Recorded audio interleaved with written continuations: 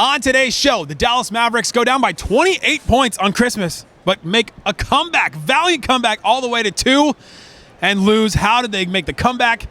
And what's the status of Luka Doncic? We'll talk about all that and more in today's Locked On Mavs. I'm Luka Doncic, and this is Locked On Mavericks podcast. If you don't believe, you shouldn't be here. You are Locked On Mavs. Great, Rusty. Your daily Dallas Mavericks podcast. No one's dying. Part of the Locked On Podcast Network. Amazing. Your team every day. Still can't even help. And welcome. You are locked on to the Dallas Mavericks. My name is Nick Angstadt, media member and NBA channel manager of the Locked On Podcast Network, your team every day. Thanks for being in every day or making Locked On NBA your first listen. Locked On Mavs, your first listen every day. We have a daily newsletter. Subscribe to that. Click the link in the description or check the QR code for ways that you can follow the show. Today's episode is sponsored by Game Time. Download the Game Time app, create an account, use that code LOCKEDONNBA for $20 off your first purchase. And joining me, as always, on a postgame, the postgame prodigy here, not suited and booted, but in the arena with me. What you got for me, Slightly Biased? Oh, that was a fun game. That was a fun game to be at. The atmosphere in the fourth quarter was great, but you know what we've been saying, moral victories is for minor league coaches. That's right. That's right. Can't count it. Nope. Can't count it. Today's episode, we'll get into Luka Doncic's injury. We'll talk about what that means for the team, how long he could be out, and all that going forward. But let's start with this right here. The Mavs go down by 28 points in this game against the Timberwolves. The vibes were, what's the opposite of immaculate? Maculate? The vibes were terrible. The vibes were immaculate at one point in this game because they were down by 28. Luka was out with the injury. He goes out. The Luka injury was really And you felt how down this team was. Nothing was going right. The offense was just absolutely brutal. Nothing was going well for him. Luka had just checked out with 2:31 left in the second quarter with a non-contact injury, and so we're just holding our breath waiting to see what was happening. And then even in the third quarter, the Mavs were down 20, and the Timberwolves built it all the way up to 28. And then let's start with this, though. The comeback. The Mavs mounted a comeback to get it all the way down to 2. A Kyrie Irving 3 with 18 seconds left, with 35 seconds left, would have given them the lead at that point. What did you see from the Mavs in a comeback like that? Well, I mean, Kyrie popped off. Yes. He went nuclear in this game, so credit to him. And then I thought the Mavs defensively, it is kind of annoying when they do this, where their defense was awful. I mean, dreadful in this game to the first 3 quarters. I mean, they have moments like these where their perimeter defenders just cannot keep a guy in front of them for longer than 1 second, and that puts the bigs in a bad spot. And I thought Gafford and Lively both did not play a good first 3 quarters whatsoever. I mean, Gafford basically got benched down the stretch of this game, and Lively played much better in the fourth quarter. But, I thought this is why I've said in the past that I think this is a good Mavs defense, not a great Mavs defense. And today was sort of the first 3 quarters is why I say that. And the past couple of weeks, they've been a bottom 10 defensive team, despite the fact that they've been winning games. So it's sort of been a problem that maybe you push to the side because they're still winning games, but definitely something that I'm monitoring, this defensive output that they've had over the past couple of weeks. But no, their defense ramped up. I mean, their perimeter defense was better, and they started making shots. So their defense was set on the other end of the floor. And, they ramped up the intensity times 10, and they forced the Timberwolves into playing the real Timberwolves basketball that we've seen this season, where it's ugly. It's ugly. Yeah, just like ugly basketball in the fourth quarter of this game for them. That when the Mavs went down, I mean, there's 2 things I think in there. Is that you mentioned the Mavs defense. The Mavs defense was not playing super well. And the Mavs defense, their scheme, the way that it's set up, it's all about effort, communication, being in the right spot, and all that. And if your effort is not there, or if one person is lagging or whatever, and your rotations are not super crisp, the Timberwolves can move the ball around and find the open guy and hit a bunch of threes. Now, the Timberwolves did hit all the threes, it felt like, this is becoming kind of a trend, though. Like, how many games do we come on here we're like, wow, I can't believe they shot 51% from 3 tonight. I know. 10 of 21 in the first half for the Timberwolves, and they kept hitting them in the third quarter, and then eventually that ran out on them. They weren't going to shoot 55% or 50% from 3 there. But you're right. It's that's why I said it's 2 things. It's one, the Mavs giving them open threes and not rotating enough, and so then the Mavs are playing catch-up, and then they're running around in circles and all that. And then the other one is just the Timberwolves knocking them down, and Julius Randle playing against the Mavs in Dallas. I don't know. He hit some crazy shots, but that's always just how it is. But the comeback, the defense ramped up, and when the Mavs want to lock in. They can lock in on defense. Yeah. And you're right. This team is – I don't think they're going to be an elite defense this season. We did the whole episode a couple days ago about the Mavs defense and why it's good but how it could be great. And I came to the conclusion at the end of it, they just need like an elite defensive perimeter player. Yeah, they don't have one right now. You'd need like an elite defensive stopper at that point, and they just don't have that player. Unless they go trade for a Herb Jones or somebody like that. They're just not going to have that. Their offense should be good enough to have their top 10 defense or even just above average defense be good enough. But in this game, it was just not. The offense, the first half was just brutal. Yeah, and you see in games like this, Jaden McDaniels, the Timberwolves. Jaden McDaniels starts the game on Luka. Luka gets injured, unfortunately. Jaden McDaniels goes on to Kyrie Irving. Can I hear this? A little distracting. We don't need it a little bit louder. We need it a little bit quieter for our show. Having a Jewish celebration in the arena behind us. Yeah, I mean, I just wasn't expecting it on the loudspeaker because usually it's dead quiet afterwards. But no, the Timberwolves have Jaden McDaniels, right? And he lights the menorah. It's plug and play. Jaden McDaniels plays against the other team's best offensive player. The Mavs don't have that. Anthony Edwards, they sort of cycled through guys. PJ guarded him. Kyrie guarded him sometimes. Yep. Grimes guarded him when he was out there. Najee took a shot at him. So, and Dereck Jones Jr. was that guy last year. Yeah. And that's to me, and we'll talk about this when we talk about Luka being out, but that's to me where Najee Marshall I thought would show up a lot more this season. And I don't know what's going on with him right now. The way that he's playing, it's just not the way we saw the last couple of weeks before he was sick. I don't know if you guys can. I'm sorry if you guys can hear this. This is so loud in the arena. This guy is screaming over the loudspeaker. But I thought Najee Marshall would be that defensive stopper. He came in, and the way that he was talking on media day was that he's like, I want to be so good on defense that it makes everybody else around me better. And he's just not been that. He's not. I don't even think he's been one of the Mavs' best perimeter defenders this season. And I thought he could come in, and maybe he would come in and take a step forward in his development and become that elite stopper. He just hasn't become that, and now his playing time's all over the place because of the sickness or whatever he's dealing with. And so that's one area where the Mavs roster is lacking for sure, and it kind of showed up in this game. Well, he's just nowhere near the athlete Dereck Jones Jr. is really the problem. True. But, yeah, I think people are confused, and myself too, about Najee's minutes. I think he's still just battling this illness. I don't think he's anywhere close to 100% in terms of cardio and stuff like that. So just get on that Stairmaster. Get on the Stairmaster. That's right, man. This doesn't affect my audio, does it? No. Okay. No, it's just your headphones. Yeah, it doesn't. I think they turned it down. That was so loud for us for a while. I know. I wasn't expecting a voice. but yeah, the Mavs, they go down. Their offense was just awful. The only thing that was going, I think I wrote down the offense they had in the first half. Luka had 14 points. Kyrie hit 13. Klay hit 2 threes. Grimes hit a 3. Lively hit a dunk. Dinwiddie hit 2 free throws. That's literally all the offense they got in the first half, which is wild. The only thing they got going was their stars. They only had 6 points in the paint at halftime. Yeah. I mean, for all the Timberwolves, all of their problems so far this season, they've still been a really, really good defensive team. Yeah, they're just and they were good. 5. They were good today, and you could just tell, the Timberwolves were getting into the paint, kicking out, finding open guys, shooting open threes, where the Mavs were just kind of gutting it out and getting pretty much every single point out of the mud, pretty much. So credit to the Timberwolves defensively for that, for sure. It's not just like the Mavs offense was terrible. For no reason. Yeah, for sure. And you said that the Timberwolves are kind of due for a game like this. Yeah, they were due for a game like this. They're 3 straight losses. They're sort of in that low point where they're too good for their record and where they are currently, and they'll figure some stuff out. You just don't want them to figure it out against your team. And why today? That was the case today. Some of the threes they're making. Anthony Edwards had that one end of shot clock where he just that was brutal. Yeah, the 3 he took where he was leaning in, and I was like, leaning of course. In. I mean, that one just stings right there. There was just a few buckets, and Julius Randle had that one into the game. The pivot one against Maxey. Yeah. I wrote that one down. Threw it off the backboard and it goes in. Those are the ones where it's just all right, they were due for one like this. They were, but it does suck that it came against the Mavericks. Coming up, though, I want to give the Mavs credit for making a comeback because that shows something about this team. I'll tell you what that shows about them and more coming up. If you don't believe, you shouldn't be here. Today's episode of Locked On Mavs brought to you by Game Time. Download the Game Time app, create an account, and use that code LOCKEDONNBA for $20 off your first purchase. There's all kinds of things that you can do with Game Time. See what is available in your area. They got the Cotton Bowl coming up on January 10th. $252 to get in and see that game. They've got Cowboys tickets still. They have Dallas Stars tickets all over the place, and WWE tickets coming in the American Airlines Center. All kinds of stuff like that. Use the all-in pricing feature. Toggle that. Turn that on so you can see exactly what you pay at checkout. I use that every single time I use Game Time. You got to love that. So Take the guesswork out of buying tickets with Game Time. Download the Game Time app, create an account, use that code LOCKEDONNBA for $20 off your first purchase. Terms apply. Again, create an account, redeem that code LOCKEDONNBA for $20 off. Download Game Time today. What time is it? It's game time. We're also brought to you by Rocket Money. I've used Rocket Money myself.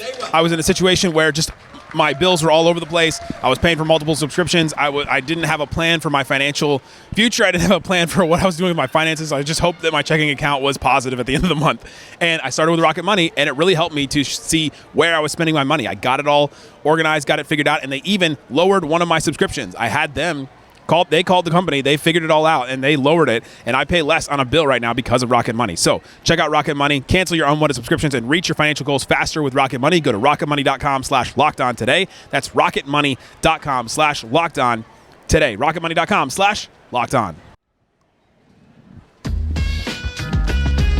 Thanks for hanging out with us on Locked On Mavs, being part of the show, part of the Raccoon Squad, what we call our listeners.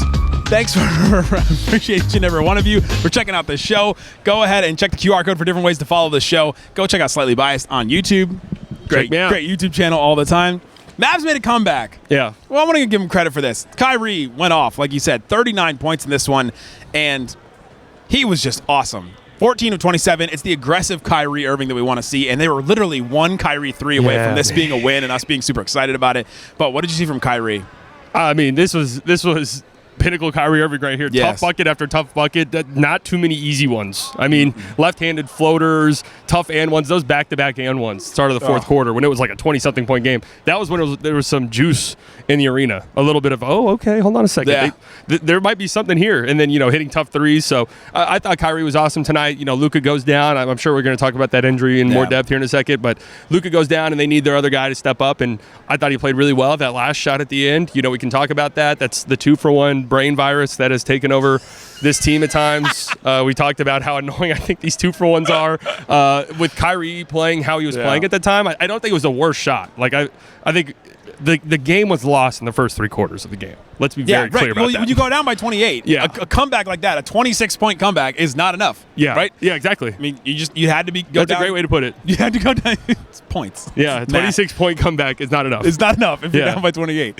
It's just points, and it's math, and that's what it was. But yeah, with Kyrie, he led. I thought he led this team. He had some just insane, the bus driver, insane plays where he throws his running, jump off of one leg, floater in the air. The game winner against the Nuggets that comes back, the left-handed one. He's doing that consistently now. It's become part of his bag and part of his game. It's crazy. It really makes no sense. As somebody who plays basketball, obviously not at the level of Kyrie Irving. I mean, close, though. Yeah, fairly close. I've had people say that. But I can't even fathom that shot. It's just insane to me. I don't, looking that natural with your weak hand, and you don't even really want to call it a weak hand for him because it isn't. He's ambidextrous. Yeah, he is ambidextrous, and it's just insane. I mean, it really is. He's a special player to watch.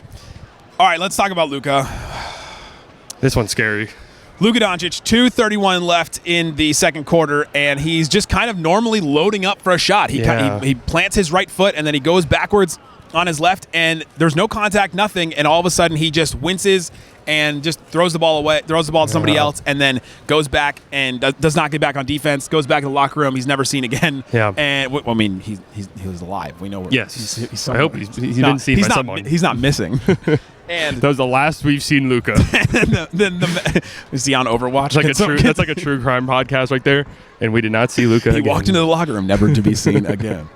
Yeah, he's like, the Mavs announced that it was a left calf strain, which is not the worst thing you could hear. I had a bunch of people in the arena asking me, was it an Achilles? I want to say non-contact and all that, but we won't really know, will we? We don't. I mean, they will just put designations on things. True. Yeah. Before they go out and test things. But I think for him at this point, the reason why we'll talk about this a lot is because a left calf strain. This left calf has been a problem with him for a year now. Yeah. His whole left leg has been an issue. It's the reason why he missed all of preseason. Yeah. And so I think at this point he knows what a left calf strain feels like, And so I think I believe him on that. No, yeah, I mean, it could. I'm very hopeful that it is a calf strain because that's the best case scenario at this point. Better than something else. I'm just saying, from what the information we have, we're not entirely sure what it is as of the time we're recording this, at least. It is people joke about the Luka boo-boos and stuff. When he's hurt. You know, like when there's a bad. He's tricked me a couple times this year. The first Timberwolves game, I thought he was hurt, but this one you could just tell. Like it's like.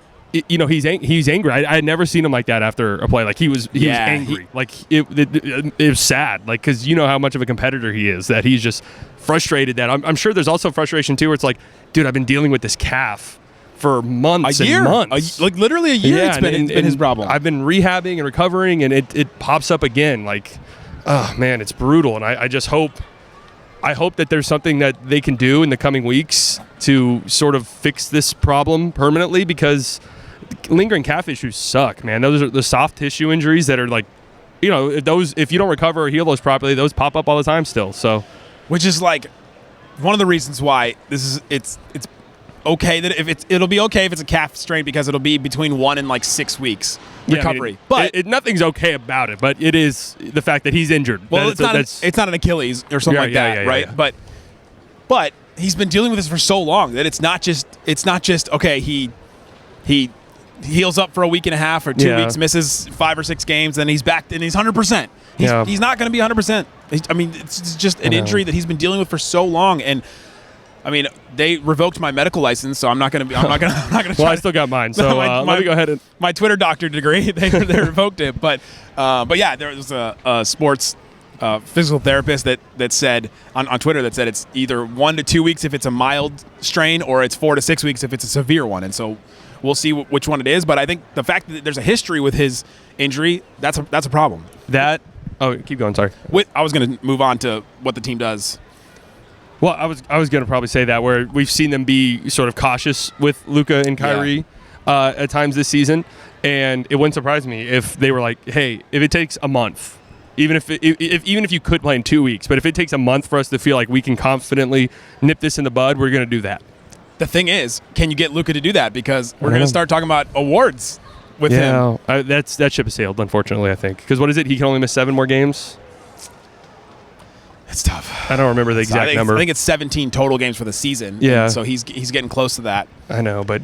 so, I mean, this will be the first year he probably won't make All-NBA. Yeah, but I mean, that's just and I have to stand on business. I liked the 65-game minimum thing last year. Yeah. So I can't, like, sit here and get mad at that, but, yeah, it sucks. And, I mean...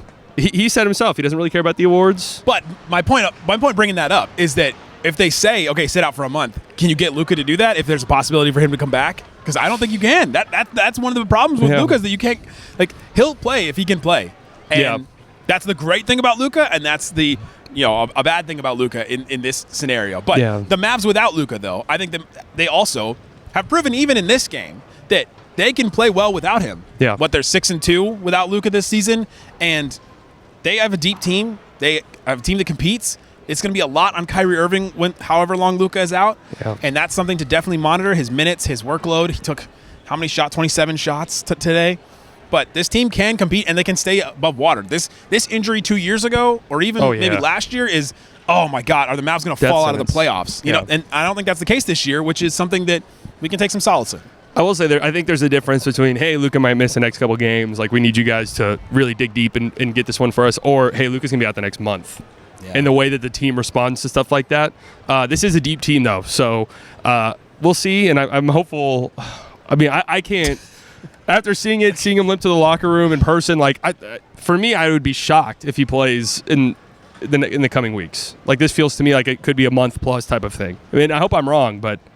The way he reacted. But we've seen Luka react to non-severe injuries. That's true. In an insane way before, too. But this team is set up well to play without him. And they just got Jaden Hardy back, so that's something. They get another ball handler. Dante Exum should be coming back around January. Exum should be back soon. So we're like, okay, so you're at least getting some stuff back. And we'll talk more about what this team does without Luka and all that going forward. Coming up. Let's talk about this game. Let's talk about the other things we saw in this one and how the Mavs lost on Christmas, but almost made a comeback. It was almost good. Almost. Talk about that. Come on. If you don't believe, you shouldn't be here.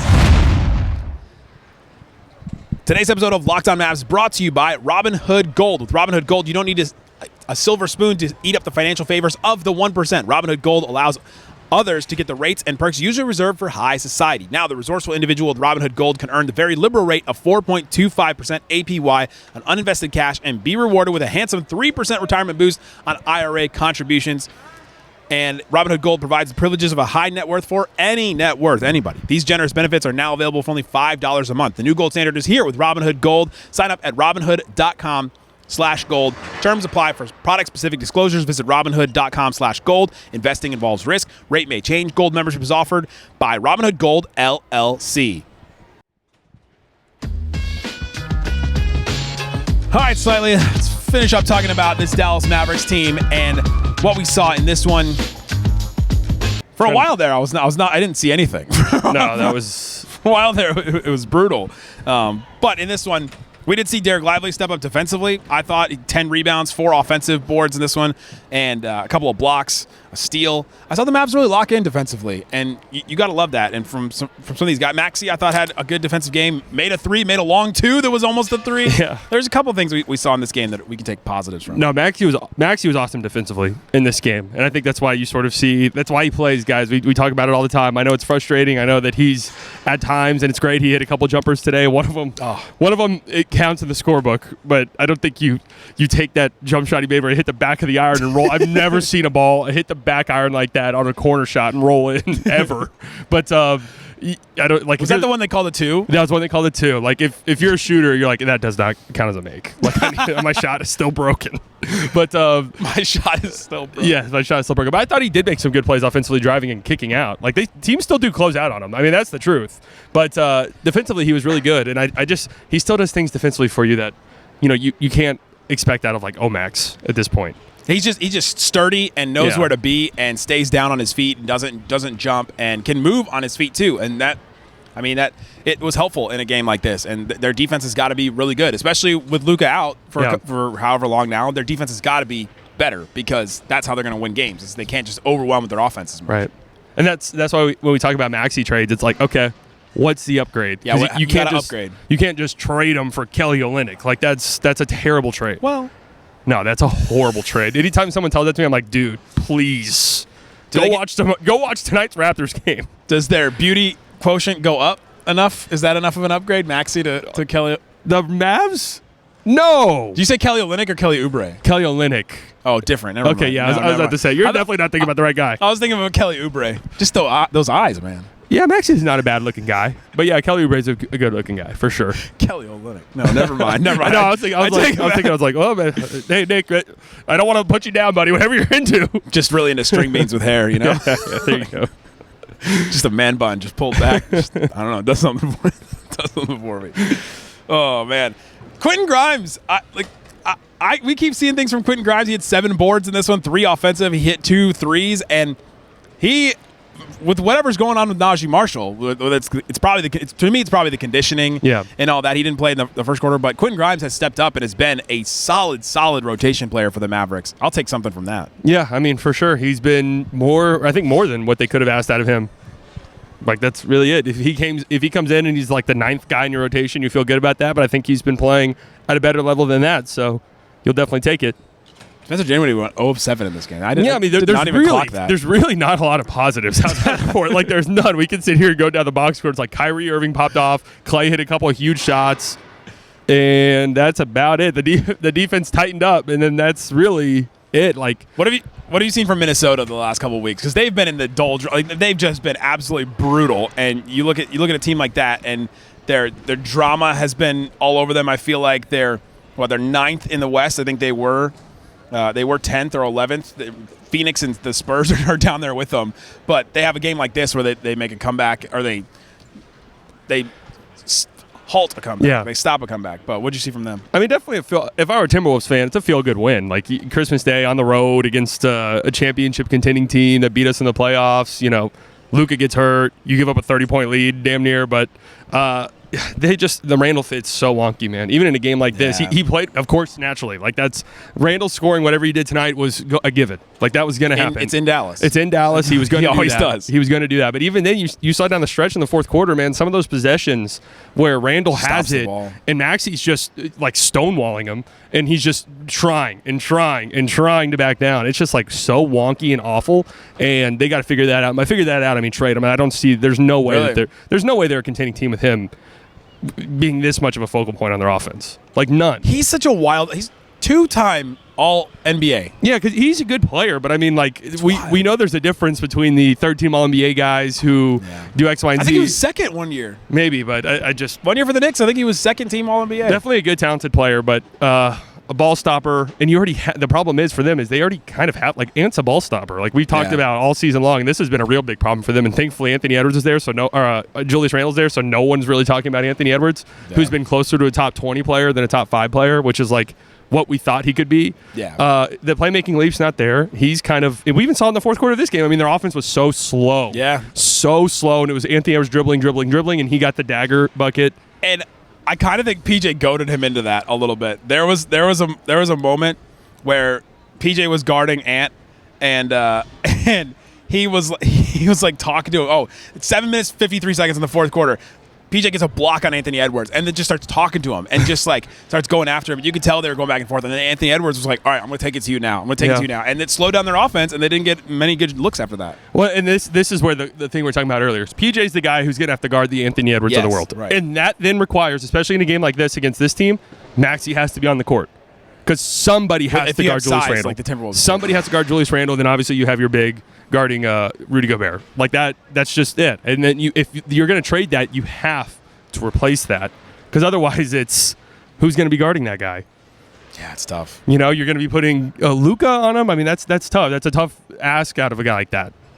You probably would be. You probably would. You Or Klay. You probably have to. Yeah, Klay, and that's a very big size disadvantage and like strength disadvantage. So we got to talk about one of the most insane moments. We had an organic wave last game, a home game. That was really weird. Tonight, 7 minutes left in the fourth quarter. Rudy Gobert, just a normal out of bounds play where he just like hits the ball out of bounds. An organic Rudy sucks chant. Yeah, erupted, took over the whole stadium. And like that's just organic, pure, raw hate for a player. Yeah. Did you like it? I liked it. Of course I liked it. Yeah, I mean, come on. This is what it's all about. This is what the sport's all about. I mean, it's Christmas Day. These teams played in the playoffs last year. Christmas Day. Just hate on a guy. Christmas Day. We love the hate. Hating the foreigners. Yeah. Yeah. I'm sure Rudy Gobert celebrates Christmas. They celebrate Christmas in France. Yes. There's a whole Christmas movie of the Beauty and the Beast, and that's in France. Oh, I didn't know. Not a Beauty and the Beast, Stan. I did not know that was a Christmas movie. No, there is one of the. Oh, okay. All right. But yeah, I mean, that was fun. That was my reference for. Is the Beauty and the Beast the meatball one? The spaghetti one? Spaghetti and meatball? The meatball? What are you Spaghetti and the meatball, where they do the spaghetti and the meatballs? No, that's Lady and the Tramp. Oh, okay. Oh, Beauty and the Beast. They did a live action remake with Hermione in that. Yes. Okay, I did see that. All right, fair. But no, yeah, I thought that was awesome. Honestly, did Rudy Gobert do a single thing following that moment? I don't think so. Because he was giving the Mavs some problems. I thought the Mavs bigs were having a rough go of it in the first three quarters. Literally right after that sucks chant, though, Rudy sucks chant, Kyrie drove right at him and made it an 11-point game. That play right there, I was like, okay. I saw Kyrie going at Rudy, and I thought in my head, if Rudy blocks this, the Mavs will lose this game by 25 points, and the Timberwolves will be the 3 seed by the end of January. Like, that's what was going on in my head. Like, Gobert's going to be talking at the court. Like, everything's going to be going crazy. So that might have been a sliding doors moment this season in the NBA. Let's think about that. The butterfly effect of that one play. Yeah. Because if you get if the whole stadium's chanting Rudy sucks and you get a huge block, the aura gain that you get from that is just insane. Huge aura points. Oh my gosh, the crowd for Christmas Day. Yeah, this is your first Christmas Day game? My first Christmas Day game. I saw some people online that were like, the crowd sucks today, and I thought it was fine. I mean, they didn't have anything to cheer for half the game. There was nothing to cheer about, and then your superstar player is dealing with a very obvious bad injury that does not come back into the game. No. So the crowd was great. Not a lot to cheer about, and then the fourth quarter, every time the Chick-fil-A, they miss the first free throw. It's the loudest it gets in the stadium, and then if a run happens after that, it's a cascading effect. Chick-fil-A, can we offer more chicken to get this? Dude, there's some stadiums you watch on League Pass, they do it the whole game. That's right. Yeah, they do. Yeah, so it could be a thing. Just to get the crowd into it more. But I thought it was a good crowd, and I thought that, man. I mean, the fourth quarter was awesome. Like, that was. Oh, last thing I want to bring up.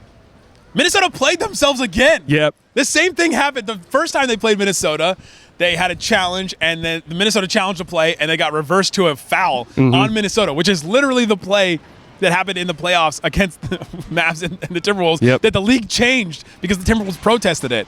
This time, 2 minutes, 18 seconds left, Kyrie gets an out-of-bounds play, and Minnesota challenges it because it's called on the Mavs, which great for the refs. Thank you for that obvious out on the Mavs and calling it for the Mavs. And they called a foul, and Kyrie hit 2 free throws and made it a 3-point game. Minnesota played themselves again. I couldn't believe that happened again. Yeah, in their defense, though, I would not have seen that. Like, even live time or even the first replay. Like, that looked like the worst call I've ever seen. And then they were showing on the jumbo board. I was like, oh, my God, I think they might call this a foul. And then the longer they were in the review, I was like, oh, my God, they're actually going to call this a foul. It just didn't make any sense the way that Kyrie passed it because he turns towards the corner and the ball, like, it's supposed to go to Klay. And it just goes completely, like, 45 degrees the opposite, like, towards the left. Yeah. And he just would not have made that pass. It's like, give the player some credit right there. You know? Yeah, no, that was a very weird-looking pass. So there was obvious there was something wrong. For sure. Merry Christmas, everybody. Thanks for hanging out with us. We patiently await the Luka news. I mean, that's the story. That's right. That's the story of it all. We're waiting on the Luka news to see how severe that calf strain is, or if it's something else even. That they just called it a calf strain. Yeah. We'll see if they change it. We don't get a lot of injury news for the Mavericks, or like a lot of like, hey, this is exactly what it is. But subscribe to be a Locked On Mavs Insider and get text. I'll send you text as soon as something comes up. I'm going to be out for a while. Isaac's going to have you covered here on Locked On Mavs. I'm going to go visit my family in Ohio and have actual Christmas. Today wasn't Christmas for me. It doesn't really count. Okay. Slightly and I are going to go drink away our problems. Yeah. Thanks so much for listening Something to like that. Locked On Mavs. Peace out. Boom. Get well soon, Luka. Hey, it's going to be a day-to-day injury for 2 months. They're going to get no updates.